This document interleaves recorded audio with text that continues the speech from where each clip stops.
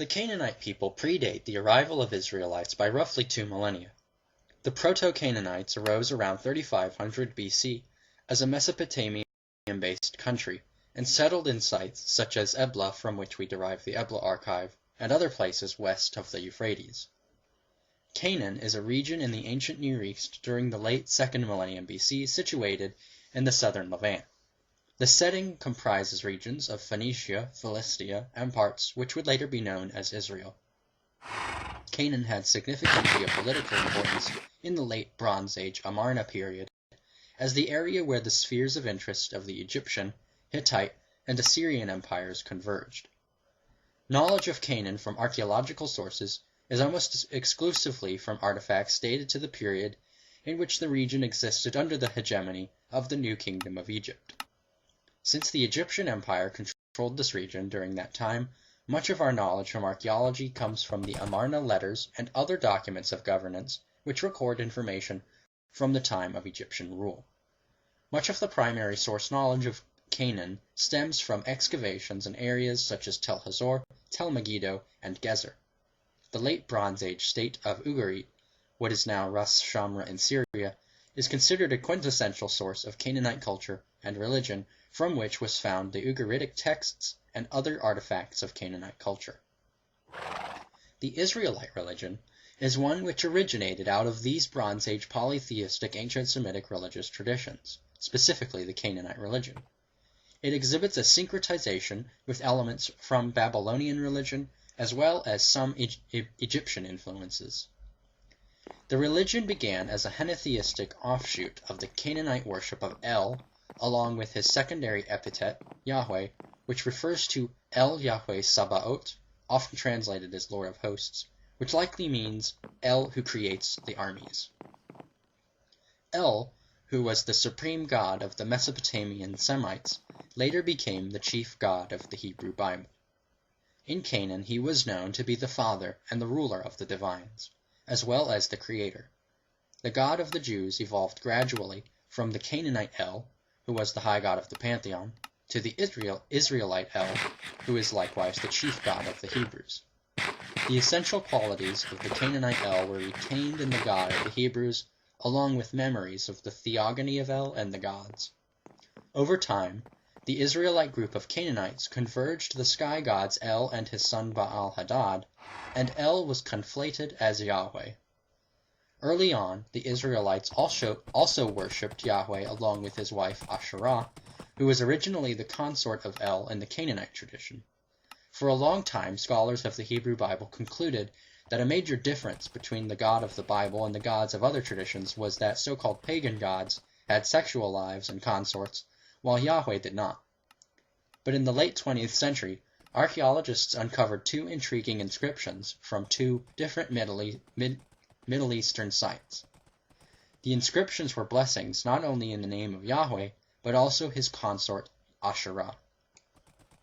Over time, there was a push towards monolatry, the worship of one god among many, but not necessarily denying the existence of other gods, which made it so that the Israelites' focus on El Yahweh compelled them to make it appear that there was a greater divide between Yahweh and the older god, Baal. Thus, in order to build up and emphasize the distinction between Yahweh and Baal, the Hebrew text goes to great lengths to make Yahweh's conflict with Baal apparent. This marked the trend of Israel rejecting its heritage. Although the Israelites apparently broke off from Canaanite tradition at some point, the essential elements from the Canaanite sources were maintained in the Bible, such as the same dwellings and epithets of El. El resides on Mount Zaphon, and in certain texts he dwells within a tent just like the tabernacle described in Exodus. Titles of the Canaanite El were preserved in the Hebrew tradition, such as the following: Elyon, which is Most High; Rechem, which is Bull. Also, El was called the god of patriarchs, a warrior, and El was called Olam, which means eternal. These were the names for the Canaanite El, and they became the names for the Hebrew El. Interestingly, Babel, relating to Babylon, is a conjunction of Bab and El, meaning gate of the god. But it was not singly El from which Yahweh evolved, but also Baal-Hadad, the Canaanite storm god. Indeed, also the name which Jews substitute for Yahweh lest they utter it is Adonai, the term from Canaanite Adon, which means Lord. It's a synonym for Baal, which also means Lord. The connection between Yahweh and Baal is undeniable.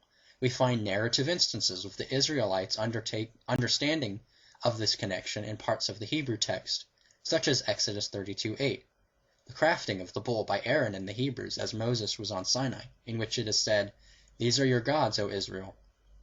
We see in the Israelite religion precisely what one should expect to see from a religion evolving from and assimilating religions surrounding it. In numerous passages, Yahweh is depicted as any ancient Near East storm deity, the most notable of which is Baal-Hadad. Like Baal, Yahweh is a warrior who descends from his mountain home, riding on a chariot of clouds. His voice is thunder, and his weapon is lightning. The earth quakes, and the skies release rain at his command. In primeval times he asserted his authority by defeating the sea, becoming the ruler of the skies. Exodus 15:3 reads, "Yahweh is a warrior, Yahweh is his name." Numbers 23:22, "El, who brings them out of Egypt, is for them the horns of a wild bull."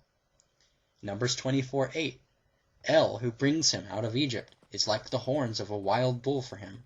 He shall devour the nations that are his foes and break their bones." El of the Canaanites was also called bull and warrior. Here are some examples of parallels between Baal and Yahweh as attested to by the Ugaritic literature in the Baal cycle and the Hebrew Bible. "Let me tell you, Prince Baal. Let me repeat, rider on the clouds. Now your enemy, Baal, now you will kill your enemy. Now you will annihilate your foe. You will take your eternal kingship, your dominion, forever and ever." And the Hebrew Bible reads, "Behold your enemies, Yahweh. Behold your enemies perish. All evildoers are scattered. Your kingship is an eternal kingship. Your dominion is forever and ever." The parallels with Baal extend also to the motif of the mountain where Yahweh revealed himself. "There was thunder and lightning and a heavy cloud on the mountain, and Mount Sinai was covered with smoke, because Yahweh had descended upon it in fire, and the whole mountain trembled violently." The same imagery is used of Baal's theophany. "Then Baal opened a break in the clouds. Baal sounded his holy voice. Baal thundered from his lips. The earth's high places shook." The association of Yahweh as a storm god is also echoed in Judges chapter 5, verses 4-5. "Yahweh, when you went out from Seir, when you marched from the highland of Edom, the earth shook, and the heavens too streamed, and the clouds streamed with water. The mountains shook, before Yahweh the one of Sinai, before Yahweh the God of Israel." And Psalm 104, verse 3, "Yahweh sets the beams of his chambers on the waters. He makes the clouds his chariot. He rides on the wings of the wind." There is also a shared emphasis on the seventh day, for it was on the seventh day of Daniel's incubation rite in the temple that Baal intercedes for him and El blesses him, just as it is on the seventh day that Yahweh called to Moses on the cloud-covered mountain. Indeed, the characteristic origin of Yahweh in the roots of El and Baal is preserved in Hosea 2:16, which reads, "Yahweh says, you will call me my husband, and no longer my Baal."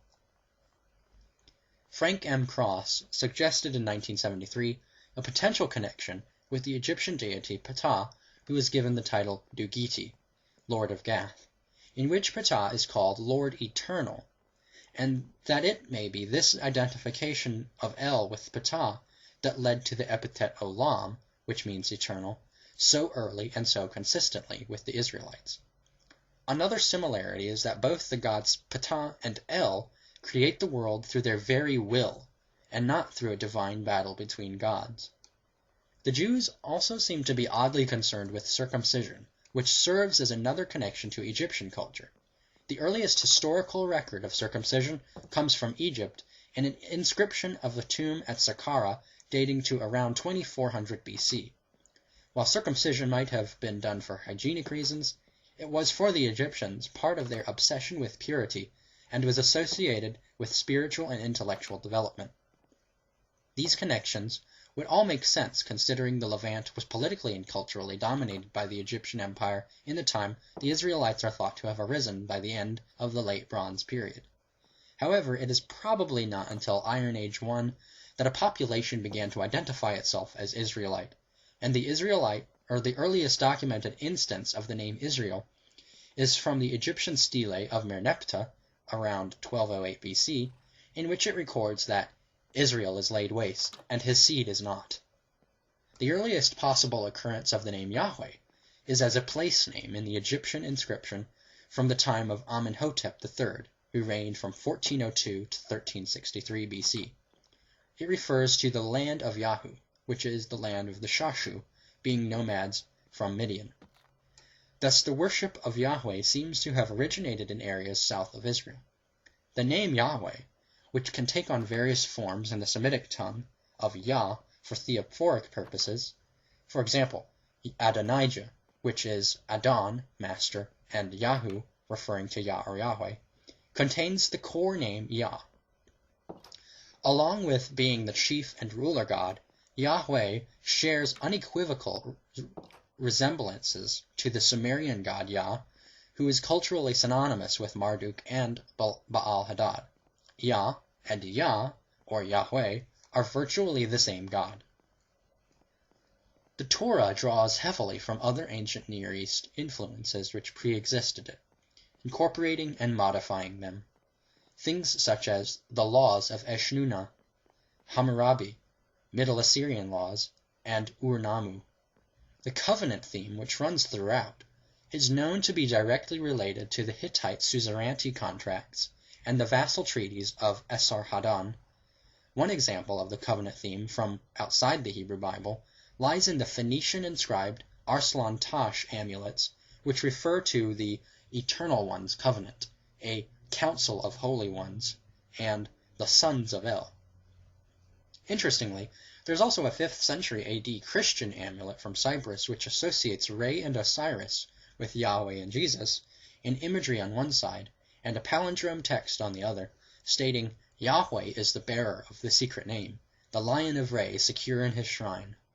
This is interesting because the throne of El is depicted with features of a lion, and the earliest possible instance of El and an artifact depicting him with 2 lions. The Israelite accounts of creation contain clear allusions to ancient Near Eastern cosmogonies. The first verses draw upon the Babylonian epic Enuma Elish, which means when on high. Both begin with a temporal clause, the book of Genesis beginning with when El created the sky and earth, in which also nothing existed but primeval waters, male and female, fresh and salt, Apsu and Tiamat respectively. The god Marduk manages to create the world by destroying Tiamat with wind, ripping her asunder and forming the sky and the earth from her carcass.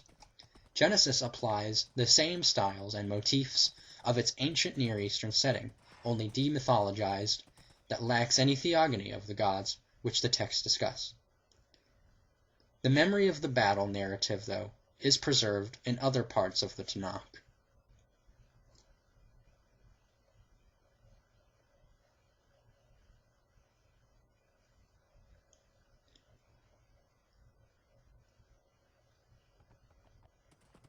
There are still significant differences, however, between typical ancient Near East religious traditions and the Hebrew Bible, the most remarkable feature being the suppression of mythology in the Hebrew tradition. There is no biography or theogony of Yahweh. While the Bible is not mythology, it does indeed contain myths and legends. The polemical inversion of the Hebrew narrative, as opposed to other myths, is apparent in the emphasis on human importance and dignity created in divine image, which is lacking in the narratives of their ancient Near East neighbors, where humans tend to be menials. Human affairs are the theme of importance in the biblical account, and thus the absence of mythologized stories of gods is substituted with mythologized stories of humans. In that sense, the often suggested question, is the Bible trustworthy in depicting historical events, is a wrong question. to which the answer would be no. A better question would be, is the Bible trustworthy in depicting historical opinions? And the answer to that is an obvious yes. The text of the Torah is constituted of at least 5 sources as described in Wellhausen's theory. J. Yahwist, written around 950 BC in Judah. E. Elohist, written around 850 BC in Israel. D. Deuteronomist, written around 600 BC in Jerusalem. P. Priestly, written around 535 in exile of Babylon. And R. Redactor, which is the final edition of the combined sources. Although Wellhausen's dates have been disputed, and any of the sources could be decades, if not centuries later. In fact, the Hebrew Bible itself explicitly admits this sort of phenomena when it cites prior sources at many times. For example, the Book of Jasher, the Book of the Wars of Yahweh, and the Book of Iddo the Seer. This is not necessarily a modern idea either of Wellhausen's, considering the fact that similar analysis was concluded by scholars such as Baruch Spinoza, Thomas Hobbes, and John Estruc in the 1600s. In J-text, Yahweh is the most anthropomorphic, forming man from clay with his hands, enjoying walks in the cool of evening, stitching clothes for Adam and Eve from animal pelts, enjoying the food Abram cooks for him, speaking face to face with humans, being bargained with, and so forth. J is particularly interested in the traditions of Judah, and it supports Judah against Israel. For example, suggesting that Israel acquired its capital at Shechem by massacring the inhabitants. And J supports the priests who descend from Aaron, who were established in Jerusalem, the capital of Judah. While Wellhausen placed the date for J-text at around 950 BC, a crucial study by H. Schmid demonstrated that J was conscious of the prophetic works of the 7th century BC, while the prophets did not know of the traditions of the Torah, meaning that J cannot be earlier than the 7th century BC. Many current theories place J even later, such as that of Russell E. Gmirkin. E-text is characterized by its virtually exclusive use of the plural term Elohim for the deity, along with its use of the phrase fear of God. It holds a rather abstract view of the deity, and strangely uses Horeb instead of Sinai for the mountain where Moses received the laws. E-text, favoring Israel, represents traditions from the northern kingdom of Israel, and exhibits a fascination with its heroes such as Joseph and Joshua, speaking negatively of Aaron, for example, claiming that he led the Israelites to worship the golden calf. Before the redactor edited it, E-text told the story of Abraham and Isaac, in which Abraham is not stopped, and Isaac never appears again, suggesting rather that Isaac was sacrificed. And the early tradition, recorded in the Midrash, still preserves the version of the tale in which Isaac was killed. While the J-text depicts the anthropomorphic God that is involved with humans on earth, the Elohist source frequently involves angels, for example, telling of a ladder of angels that leads up to El, whereas in J, this is simply a dream in which God is above the location. E-text also goes to excessive lengths to depict the Egyptians negatively, and it depicts Moses as threatening Pharaoh and bringing the plagues himself. The priestly source, P-text, is unique among the other sources, and is characterized by significant contradictions with them. In P-text, Aaron and the priesthood have an exalted status, and there is no sacrifice ordained by God at Sinai.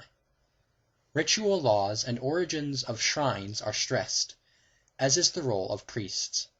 Unique to P is the assertion that only descendants of Aaron were allowed to officiate in the inner sanctum. P's God is majestic and transcendent, and according to P, all things occur because of his power.